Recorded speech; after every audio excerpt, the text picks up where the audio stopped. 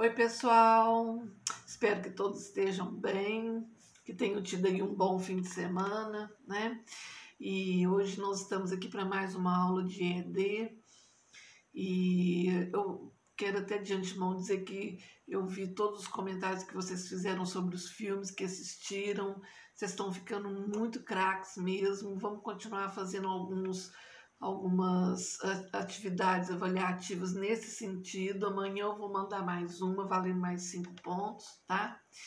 E antes de nós começarmos o nosso estudo, que hoje a gente vai falar sobre direito subjetivo, eu queria muito comentar com vocês sobre esses acontecimentos nos Estados Unidos, né, das manifestações antirracistas que já duram em 6, 7 dias. E chamá-los aí, né, para uma reflexão crítica a respeito desses séculos e séculos, né, sem mudança nenhuma. E eu acredito, moçada, que a luta contra o racismo é uma luta de todos nós, né? Racismo de todas as maneiras, não só o racismo contra os negros, mas racismo contra as minorias de uma forma geral, ou racismo contra etnias, né? Nós somos efetivamente todos seres humanos, né? E ainda bem, tá? Então vamos refletir sobre isso, como que nós podemos fazer alguma coisa para mudar isso, né? Fazer até com que outras pessoas pensem a respeito disso. Eu coloquei lá no meu Instagram uma dica de um filme que chama Histórias Cruzadas, que tem no YouTube. É um filme muito bacana, que conta a história da segregação racial nos Estados Unidos na década de 60. E a gente percebe, né, que nada mudou no mundo, né? As coisas ainda continuam. Então eu tenho muita esperança de que pessoas como vocês, né, que são seres humanos incríveis, né, venham trazendo aí à tona, né, alguma reflexão crítica e atitudes mesmo nobres, né, como as que vocês têm, para nós erradicarmos aí essas barbáries que têm acontecido, tá? Então, desde já agradeço, né? E lá no meu Instagram tem muito dica de filme que trata, a maioria, são 94 dicas, mas das 94, 80 são dicas de filmes que retratam de alguma forma, né, os direitos das minorias. Então depois vocês dão uma passeada por lá e não fiquem presos somente às vezes aos filmes que eu mando, né, como indicação. Podem buscar outros, né, que para nós tudo é uma somatória, tá? Bom, hoje nós vamos falar sobre o direito subjetivo. Como ele é um tema que tem algumas nuances, assim, no sentido de vários institutos jurídicos, né? Então eu vou falar com calma para que a gente possa entender tudo, e caso isso não aconteça na primeira vez, eu sugiro que vocês assistam novamente, leiam a apostila e a gente vem aqui no Zoom. Vou convidá-los depois para a gente poder fazer aí, tirar todas as dúvidas que vocês tiverem, tá? Bom, vamos falar da origem do direito subjetivo e os seus aspectos gerais. O quadro social, moçada, ele registra aí um permanente movimento de forças individuais e coletivas, né? Que lutam pela obtenção e eficácia aí de direitos subjetivos. Nas relações da vida, cada qual procura aí assumir, né, a posição de comando, né, de senhorio, de titular de direitos. Então, no meio civilizado, o ter e o poder, eles decorrem de direitos subjetivos, constituídos aí à luz do ordenamento jurídico. O esforço pela conquista, né, e firmeza de direitos não se limita, né, ao plano amistoso, tá? Quando não é possível o diálogo e o entendimento, os tribunais eles podem definir aí a existência de direitos e os seus respectivos titulares. Então, o significado dos direitos subjetivos é tão amplo que se pode dizer ainda, né, que o próprio direito positivo ele é instituído para defini-los e para determinar aí a sua forma de aquisição e tutela. Então, essa é a dimensão da importância do presente estudo, né? E aqui, só para fazer uma nota introdutória, quando a gente fala de direito subjetivo, é esse direito que nós temos de agirmos, de fazermos alguma coisa, de buscarmos dentro da normativa, que é o direito objetivo, né, fazer valer aí os nossos direitos. Bom, qual que é o conceito de direito subjetivo? O direito subjetivo ele apresenta sempre em relação jurídica, por isso que é já uma continuação da nossa aula anterior, né? E apesar, né, de relacionar-se com o direito objetivo, ele se opõe correlatamente, né, ao dever jurídico. Tá? Então, um não existe sem o outro, foi o que nós comentamos. Não tem como eu falar que eu tenho um direito de exigir, que eu tenho um direito de buscar os meus direitos, se eu não tenho uma normativa, se eu não tenho um direito objetivo pronto para fazê-lo, né? Então, o sujeito ativo da relação, ele é o portador de direito subjetivo, enquanto o sujeito passivo é o titular do dever jurídico. Então, este possui aí o encargo de garantir alguma coisa àquele. Vamos pegar aquele exemplo que nós demos na aula passada, sobre um contrato de compra e venda. Por que eu trago esse exemplo? Porque ele está muito próximo de vocês, né? Mais próximo aí da nossa realidade. Então, vamos imaginar de um lado o vendedor, sendo pessoa natural ou jurídica, de outro lado um comprador, sendo também pessoa natural ou jurídica, independe, né? O vendedor, ele se apresenta como um sujeito ativo da relação jurídica. Por quê? Porque ele é portador de um direito subjetivo, que em relação ao comprador é de exigir, né, que o comprador pague o bem adquirido em dinheiro, né, outra modalidade aí aceita por ele. E já o comprador é o sujeito passivo, porque ele é o titular do dever jurídico. Qual dever? De pagar o preço do bem adquirido. Mas pode acontecer que nessa relação jurídica, nesse exemplo é fácil de observar isso, né?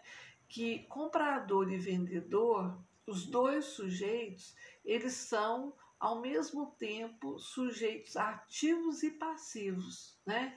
Então eu tenho, por exemplo, o vendedor, ele exercendo um papel de um sujeito ativo, sendo portador desse direito subjetivo de exigir do comprador aí o pagamento em dinheiro da coisa vendida, mas ao mesmo tempo ele também é um sujeito passivo, porque ele tem um dever jurídico de entregar o bem vendido. E já o comprador, ele é um sujeito passivo, porque ele tem um dever jurídico, que é o titular dele, que é de pagar o preço da coisa, mas ao mesmo tempo ele também é um sujeito ativo, porque ele pode exigir, né, aí esse direito subjetivo de exigir do vendedor que ele entregue a coisa vendida. Ficou claro, moçada?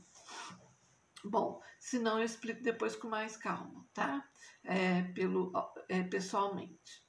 Bom, o direito subjetivo, ele apresenta duas esferas, a da licitude e a da pretensão.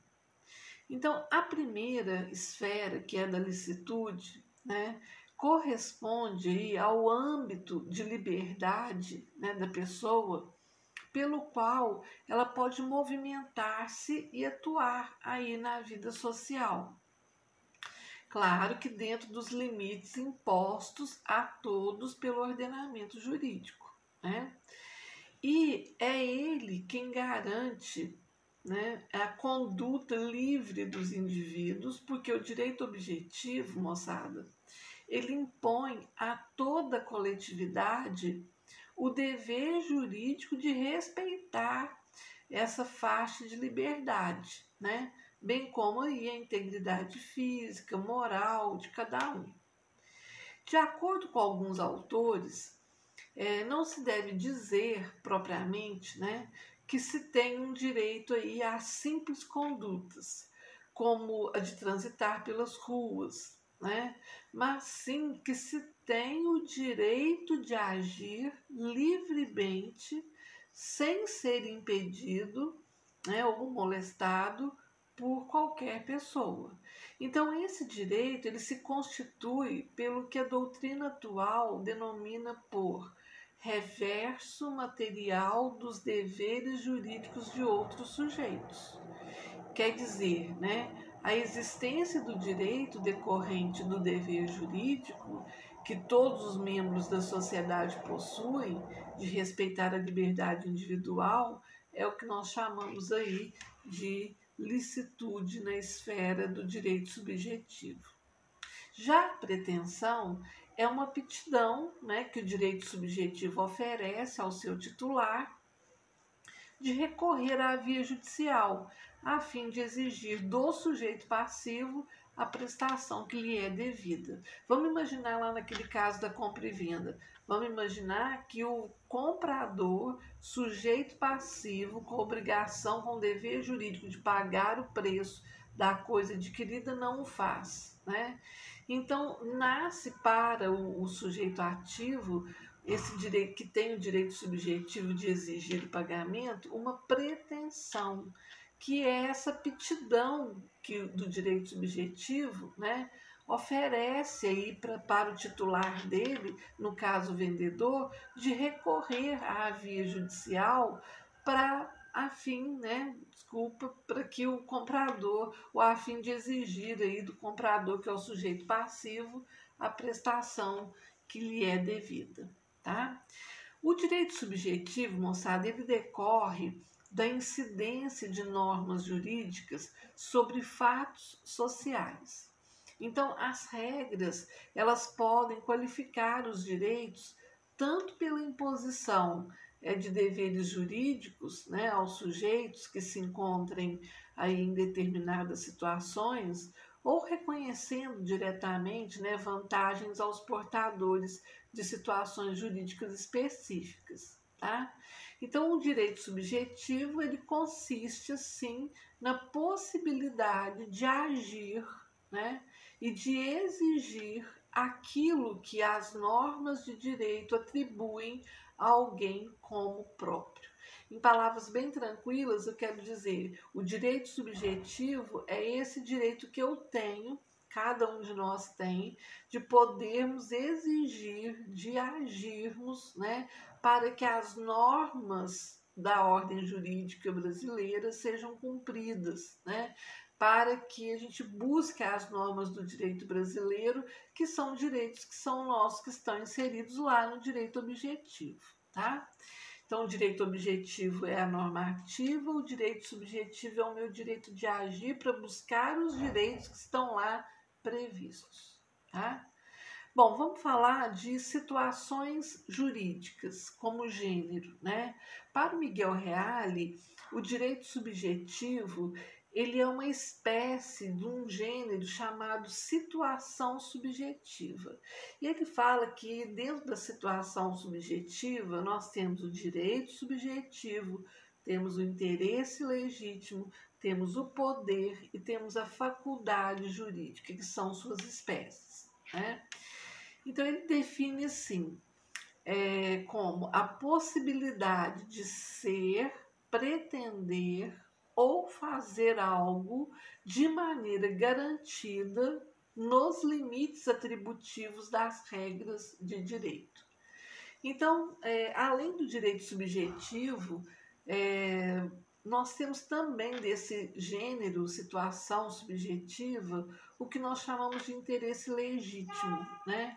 O que é isso? É a condição preliminar, né, que é indispensável e a postulação em juízo, tá? Então, segundo o qual, né, o interessado ele evidencia aí a relevância do objeto questionado. Então, ao receber a petição do advogado, cumpre ao juiz verificar se a matéria ela envolve um legítimo interesse econômico ou moral. Então, ao proceder esse exame, aí o magistrado ele não atinge o mérito, né? Apenas aprecia se a questão envolve aí pelo menos um desses valores. E se envolve, disse que há um interesse legítimo em propor a ação. O poder é a situação subjetiva que retrata, né, a condição da pessoa obrigada por força da lei. Então, a lei determina, né, a obrigatoriedade da condição dessa pessoa, né, a fazer alguma coisa em benefício de alguém, investindo-se, né, de uma certa autoridade. É a hipótese, por exemplo, do pátrio poder, que é o poder que os pais exercem sobre os filhos, né? Não chega a ser um direito subjetivo dos pais, e sim um poder, por isso que chama pátrio poder, né? Porque não há dever jurídico por parte dos filhos. E para falar em direito subjetivo, não sei se vocês lembram, falando agora mesmo, o direito subjetivo ele existe dentro da relação jurídica, né? Onde tem sujeito ativo e sujeito passivo, tá? E, por fim, a faculdade jurídica, né, que é esse poder que o sujeito possui de obter, por ato próprio, né, um resultado jurídico independentemente de outrem, né, e classifica-se também de acordo com a natureza e dos seus efeitos e pelos seguintes modos, né? Então eu trouxe aqui, ó, a faculdade de criar determinados efeitos jurídicos, né? É um poder que o sujeito possui de obter por um ato próprio a criação de determinados fatos, de determinados efeitos, como é, por exemplo, caso seja adotada uma criança, né? A pessoa, ela tem essa faculdade, né, de criar. B, a faculdade que ela tem de extinguir determinados efeitos jurídicos, como, por exemplo, o sócio de uma empresa, né, para dissolver aí a sociedade, a faculdade de se alterarem efeitos jurídicos também, como o casal, né, que por mútuo consentimento promovem aí o divórcio, e por fim a faculdade de transmitir a outras pessoas determinados créditos, né? O caso, por exemplo, de um contrato de doação. A pessoa ela tem essa faculdade de transmitir o que estava na sua propriedade para a propriedade de outrem de forma não onerosa, gratuita, né? Bom, a distinção entre o direito subjetivo e a faculdade jurídica não significa, contudo, né, que decorrem aí da existência do direito subjetivo, como a de doar um certo bem, né, que pressupõe, o que pressupõe aí é o direito de propriedade, tá? Bom, vamos então falar agora sobre a natureza jurídica do direito subjetivo. Quais foram as teorias principais? A primeira teoria é a chamada de teoria da vontade. Para alguns autores, moçada, o direito subjetivo ele é o poder ou senhorio, né, da vontade reconhecida aí pela ordem jurídica, tá? O maior crítico dessa teoria foi Hans Kelsen, que por meio de vários exemplos a refutou, né? Vocês já ouviram falar no Hans Kelsen, né? A História do Direito, demonstrando que a existência do direito subjetivo nem sempre depende da vontade do seu titular. Então, os incapazes, né, absolutamente incapazes de praticar os atos da vida civil, apesar deles não sentirem vontade no sentido psicológico, porque essa vontade ela pode não existir, né? Eles possuem direitos subjetivos e os exercem por meio de seus representantes legais. Nós comentamos isso, né? Que a pessoa, ela nascendo com vida, ela já é um sujeito de direito, mas ela é incapaz de exercer os atos sozinha, e mesmo sem essa capacidade aí de sentir vontade, no sentido psicológico, né, ela possui direitos subjetivos. Claro que ela não vai exercê-los, mas ela pode buscá-los. Por exemplo, uma criança de 4 anos tem um direito subjetivo de exigir daquele que viola o seu direito à personalidade, vamos imaginar a integridade física, mas ela não pode, em juízo, né, ou até fora, né, do judiciário, exercer esses direitos sozinha, porque ela precisa ser representada ou assistida. Nós temos outra teoria que é chamada de teoria do interesse. O jurista von Ehring, né, ele centralizou a ideia do direito subjetivo no elemento interesse, tá? Afirmando aí que o direito subjetivo ele seria o interesse juridicamente protegido. As críticas feitas a essa teoria da vontade, as críticas feitas à teoria da vontade, elas são repetidas aqui, né? Com uma pequena variação, tá? Os incapazes de praticar os atos da vida civil, né? Eles não possuindo aí uma compreensão das coisas, eles não podem chegar a ter interesse e nem por isso, né, ficam impedidos de gozar aí de certos direitos subjetivos. Então, considerando o elemento interesse sobre o aspecto psicológico, né, é inegável que essa teoria já estaria aí implícita na teoria da vontade, pois não é possível haver, né, vontade sem interesse. Então, se nós tomarmos, porém, a palavra interesse não em caráter subjetivo, mas de acordo com o pensamento da pessoa, né, mas em seu aspecto objetivo, nós verificamos que a definição perde em muito, né, a sua vulnerabilidade.